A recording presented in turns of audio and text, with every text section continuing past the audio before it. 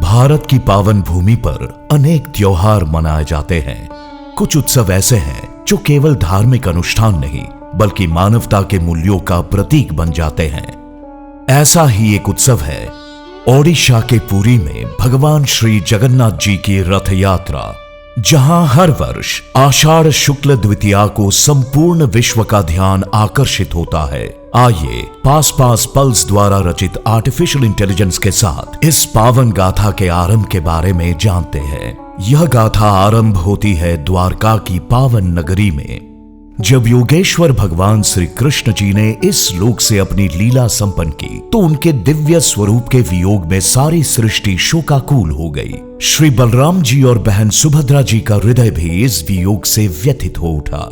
कहा जाता है कि प्रभु के पावन अवशेषों सहित वे द्वारका के समीप समुद्र की ओर प्रस्थान कर गए। इसी कालखंड में द्वारका के सैकड़ों मील दूर पूरी नगरी के महाराज इंद्रद्युम्न को स्वप्न में भगवान ने संकेत दिया कि उनका पावन स्वरूप समुद्र तट पर एक दिव्य काष्ठ के रूप में प्रकट होगा तथा उसी से श्री कृष्ण, श्री बलराम और सुभद्रा जी की पूजनीय मूर्तियां निर्मित हो। कुछ समय पश्चात समुद्र की लहरों के साथ एक अद्भुत दिव्य काष्ठ तट पर आकर ठहरा, जिसे दारू ब्रह्मा की संज्ञा दी गई। यह साधारण लकड़ी नहीं थी बल्कि परम ब्रह्मा का स्वरूप था। ठीक उसी समय स्वयं देव शिल्पी श्री विश्वकर्मा जी का एक वृद्ध कारीगर के रूप में आगमन हुआ। राजा इंद्रद्युम्न ने उनसे विनम्रता पूर्वक मूर्ति निर्माण का अनुरोध किया।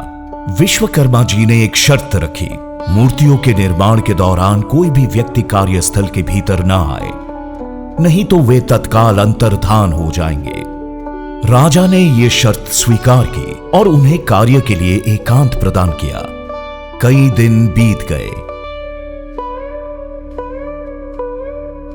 कक्ष से कोई आवाज नहीं आने पर राजा ने द्वार खोला। तीनों मूर्तियां अधूरी थी और देखा कि विश्वकर्मा जी अंतर्धान हो चुके हैं। राजा ने निर्णय लिया कि ये मूर्तियां ही भगवान का सच्चा रूप है और इन्हीं मूर्तियों को स्थापित किया। इन्हीं पावन मूर्तियों के साथ आरंभ हुई रथ यात्रा की महान परंपरा।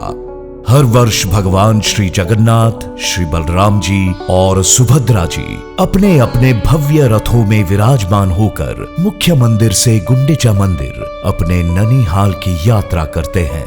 लाखों श्रद्धालु उन विशाल रथों की रस्सियां थामते हैं तो एक अद्भुत दृश्य देखने को मिलता है। सभी एक ही स्वर में जय जगन्नाथ का उच्चारण करते हैं। उस क्षण लगता है जैसे संपूर्ण भारत की पल्स एक ही लय में चल रही है। यह वही क्षण है जब समझ आता है कि यह उत्सव केवल एक धार्मिक परंपरा नहीं, यह हमारी आध्यात्मिक विरासत और भारतीय संस्कृति का जीवंत अनुभव है।